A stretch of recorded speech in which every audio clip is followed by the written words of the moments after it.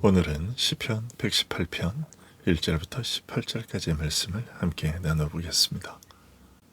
시편 118편은 6월절 식탁에서 불렸던 할렐 시편 중 마지막 할렐 시입니다. 그러나 오늘 본문은 앞서 살펴본 다른 할렐 시편들처럼 단지 절기 찬송으로만 머물지 않습니다. 환난의 자리에서 여호와의 인자하심을 경험한 자의 고백이고, 동시에 언약 백성 전체가 함께 불러야 할 믿음의 노래입니다. 오늘 본문은 이렇게 시작합니다. 여호와께 감사하라. 그는 선하시며 그의 인자하심이 영원하미로다. 이 말씀은 너무 익숙해서 자칫 쉽게 지나치기 쉬운데요. 하지만 이 한 구절 안에 신앙의 기초가 다 들어 있습니다. 우리가 하나님께 감사하는 이유는 하나님이 선하시고 그의 인자하심이 영원하기 때문이죠. 여기서의 인자는 이미 여러 차례 설명한 대로 언약의 신실하신 사랑, 변하지 않는 사랑을 말합니다. 그래서 시편 118편의 감사는 기분 좋은 날의 감사가 아닌 언약의 하나님께 대한 감사입니다. 상황은 변해도 하나님의 인자하심은 변하지 않기 때문에 감사할 수 있습니다. 2절부터 4절은 이러한 고백이 한 개인에게만 머물지 않고 공동체 전체로 확장되어야 할 것을 말합니다. 이제 이스라엘은 말하기를 그의 인자하심이 영원하다 할지로다. 이제 아론의 집은 말하기를 그의 인자하심이 영원하다 할지로다. 이제 여호와를 경외하는 자는 말하기를 그의 인자하심이 영원하다 할지로다. 요즘에는 교회도 개교회주의가 팽배하고 개인의 삶도 개인주의적 경향이 강해져서 예배마저도 개인의 취향에 따른 신앙 고백을 할 수 있는 것처럼 생각합니다. 그러나 예배는 하나님의 백성이 함께 서서 같은 하나님을 향해 같은 진리를 고백하는 것입니다. 이스라엘도 말해야 하고 아론의 집도 말해야 하고 여호와를 경외하는 자들이라면 누구나 다 말해야 합니다. 왜 그렇습니까? 하나님의 인자하심은 온 언약 공동체가 함께 고백해야 할 진리이기 때문입니다. 그래서 본문은 처음부터 우리를 공동체 예배의 자리로 불러드리고 있습니다. 그런데 5절에서 분위기가 갑자기 바뀝니다. 시인은 아주 개인적인 고백으로 들어갑니다.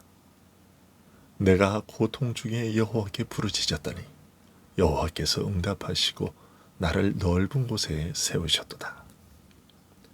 내가 고통 중에 여호와께 부르짖었다라고 말하고 있습니다. 여기서 고통은 막연한 괴로움이 아닌 좁은 곳, 압박당하는 곳을 뜻합니다.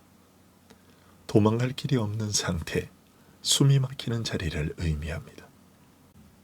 여러분, 우리도 그런 때가 있지 않습니까?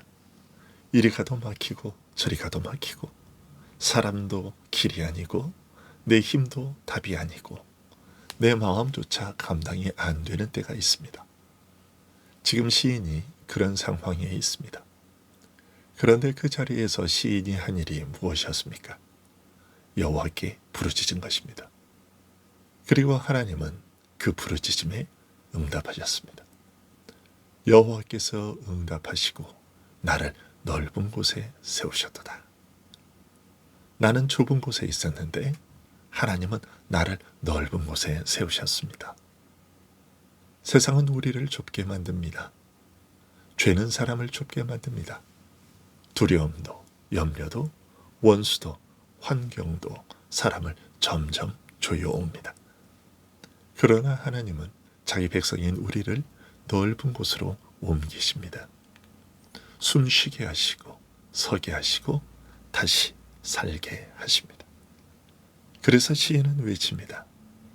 여호와는 내 편이시라. 내가 두려워하지 아니하리니 사람이 내게 어찌할까? 여호와께서 내 편이 되사 나를 돕는 자들 중에 계시니 그러므로 나를 미워하는 자들에게 보응하시는 것을 내가 보리로다. 이것은 스스로 용기 내기가 아닌 여호와의 건지심을 실제로 경험한 자의 확신입니다. 그리고 이것이 신앙의 핵심이죠. 하나님이 내 편이시다라는 이 확신이 들어오면 두려움의 성격이 달라집니다. 사람은 여전히 두렵고 상황도 여전히 거세고 원수도 여전히 많지만 그 위에 더 큰 사실이 있습니다. 여호와께서 내 편이시다. 그래서 8절과 9절의 말을 하지 않을 수 없습니다. 여호와께 피하는 것이 사람을 신뢰하는 것보다 나으며 여호와께 피하는 것이 고관들을 신뢰하는 것보다 낫도다. 사람은 눈에 보이는 권력 있는 자, 힘 있는 자, 고관, 제도, 돈, 연결망 그런 것들이 더 안정적으로 느껴집니다. 그러나 시인은 고통 속에서 결국 사람은 최종적인 피난처가 아니라는 것을, 오직 여호와께 피하는 것이 낫다는 것을 배웠습니다. 왜냐하면 사람은 끝이 있지만 여호와의 인자하심은 영원하기 때문입니다. 시인이 이렇게 말할 수 있는 것은 자신의 실제 경험 때문입니다. 10절부터 12절에서 적들에게 둘러싸였던 자신의 경험을 3번 반복해서 말합니다. 문 나라가 나를 애워쌌으니 내가 여호와의 이름으로 그들을 끊으리로다. 그들이 나를 애워쌌으니 내가 여호와의 이름으로 그들을 끊으리로다. 그들이 별들처럼 나를 애워쌌으나 가시덤불의 불같이 타 없어졌나니 내가 여호와의 이름으로 그들을 끊으리로다. 문 나라가 나를 애워쌌나이다. 그들이 나를 애워쌌으니 그들이 벌들처럼 나를 애워쌌나이다. 정말 사방이 막혔습니다. 그런데 이에 상응하는 3번 반복되는 또 다른 말이 있습니다. 내가 여호와의 이름으로 그들을 끊으리로다. 겹겹으로 애워싸임 당한 속에서도 승리할 수 있었던 비결은 자기 힘이 아니었습니다. 병거도 말도 칼도 수적 우세도 아닌 오직 여호와의 이름이었습니다. 여러분, 성도인 우리들의 싸움은 결국 이름의 싸움입니다. 내 이름을 붙드는가? 여호와의 이름을 붙드는가? 내 계산을 붙드는가? 여호와의 이름을 붙드는가? 시인은 적들에게 둘러싸였지만 여호와의 이름으로 그들을 끊었습니다. 그리고 13절은 말합니다. 너는 나를 밀쳐 넘어뜨리려 하였으나 여호와께서 나를 도우셨도다. 원수는 실제로 우리를 밀쳐 넘어뜨리려 합니다. 우리의 믿음과 삶과 걸음을 무너뜨리려 하지요. 그러나 그때 성도는 이렇게 말할 수 있습니다. 여호와께서 나를 도우셨도다. 14절은 출애굽기의 노래를 다시 올립니다. 여호와는 나의 능력과 찬송이시오 또 나의 구원이 되셨도다. 홍해를 건넌 이스라엘이 불렀던 노래가 다시 여기서 들립니다. 이것은 시편 118편의 구원은 단지 개인적 위기 모면이 아니라 출애굽과 같은 하나님의 구원 역사 안에 놓여 있다는 사실을 알려줍니다. 하나님은 옛날에만 구원하신 분이 아니라 지금도 자기 백성을 위기 가운데서 건지시는 하나님이십니다. 그런 면에서 성도의 찬양은 언제나 출애굽의 기억을 품고 있습니다. 구원의 하나님, 건지시는 하나님, 자기 백성을 포기하지 않으시는 하나님을 찬양하는 것이죠. 이제 15절과 16절은 그 구원이 공동체 찬송으로 퍼져나감을 보여줍니다. 의인들의 장막에는 기쁜 소리, 구원의 소리가 있으며 여호와의 오른손이 권능을 베푸시며 여호와의 오른손이 높이 들렸으며 여호와의 오른손이 권능을 베푸시는도다.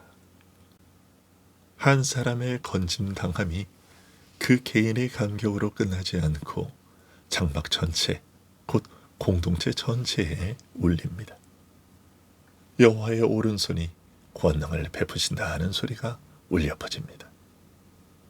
자신들의 구원은 어쩌다가 거둔 승리, 우연의 산물이 아니라 하나님이 손을 내미신 결과라는 것입니다. 하나님이 친히 일하셨다는 것입니다. 그 절정에서 17절이 나옵니다. 내가 죽지 않고 살아서 여호와께서 하시는 일을 선포하리로다. 이것이 하나님이 살려주신 목적입니다. 즉 여호와께서 하시는 일을 선포하게 하시기 위해서입니다. 그러므로 살아있다는 것은 단지 내가 아직 숨쉰다는 것을 넘어 하나님의 일을 말할 기회가 아직 남아있음을 뜻합니다. 하나님의 이름을 높일 사명이 아직 남아있다는 의미입니다. 18절은 이 모든 사실을 더 깊게 만듭니다. 여호와께서 나를 심히 징계하셨어도 죽음에는 넘기지 아니하셨도다. 시인은 고난을 단지 원수의 공격으로만 해석하지 않습니다. 하나님의 징계도 인정합니다. 그러나 그 징계는 멸망의 징계가 아닙니다. 죽음에 넘기지 않는 징계입니다. 버리시는 징계가 아니라 돌이키게 하시는 징계이죠. 하나님은 자기 백성을 치시지만 버리시지는 않으십니다. 상하게 하시지만 아주 끊어버리지는 않으십니다. 왜냐하면 언약의 하나님이시기 때문입니다. 이 점에서 우리는 예수 그리스도께로 나아가게 됩니다. 시편 118편 전반부는 아직 버린 돌이 머릿돌이 되었다는 후반부의 직접적인 메시아 본문으로 들어가지는 않지만 이미 그 길을 닫고 있습니다. 여호와는 내 편이시라는 확신은 로마서 8장 31절에서 하나님이 우리를 위하시면 누가 우리를 대적하리요 라는 말씀으로 더 크게 울립니다. 내가 죽지 않고 살아서 라는 이 고백은 궁극적으로 예수 그리스도의 부활 안에서 완전한 의미를 얻게 됩니다. 그리스도께서 죽음에 머물러 계시지 않고 살아나셨고 이제 그 안에서 우리도 생명을 얻었습니다. 또 징계는 있으나 죽음에 넘기지 않는다는 이 진리는 그리스도께서 우리 대신 정죄를 담당하셨기에 성도에게는 멸망의 심판이 아니라 아버지의 징계만 남았다는 복음으로 이어집니다. 여러분, 혹시 지금 좁은 곳에 갇혀 계십니까? 그렇다면 여호와께 부르짖으십시오. 그분이 넓은 곳에 세우십니다. 혹시 둘러싸여 계십니까? 그렇다면 여호와의 이름을 붙드십시오. 여호와께서 그의 이름으로 끊어버리실 겁니다. 지금 징계의 자리에 처한 것처럼 느껴지십니까? 그렇다면 잊지 마십시오. 하나님은 자기 백성을 죽음에 넘기지 않으십니다. 그리고 이미 건진받은 자들은 기억해야 할 것입니다. 왜 살려두셨는지, 왜 오늘도 숨쉬고 있는지를 말이죠. 여호와께서 하시는 일을 선포하게 하시기 위해서입니다. 내 이름을 높이려고 살려두신 것이 아니라 하나님의 구원을 말하라고 살려두신 것입니다. 그러니 오늘도 여호와는 내 편이시라고 고백하십시오. 여호와는 나의 능력과 찬송이시요 나의 구원이시다. 내가 죽지 않고 살아서 여호와께서 하시는 일을 선포하리로다. 이 고백이 오늘 우리의 찬송이 되고 이번 한 주간 우리의 믿음의 중심이 되기를 바랍니다. 고난의 자리에서도 여호와의 인자하심이 영원하다는 사실을 붙들고 사람이나 세상의 권세가 아니라 오직 여호와께 피하며 그리스도 안에서 주어진 생명을 가지고 여호와의 행하심을 선포하는 복된 성도들이 되기를 우리 주님 예수 그리스도의 이름으로 축원합니다. 기도하겠습니다.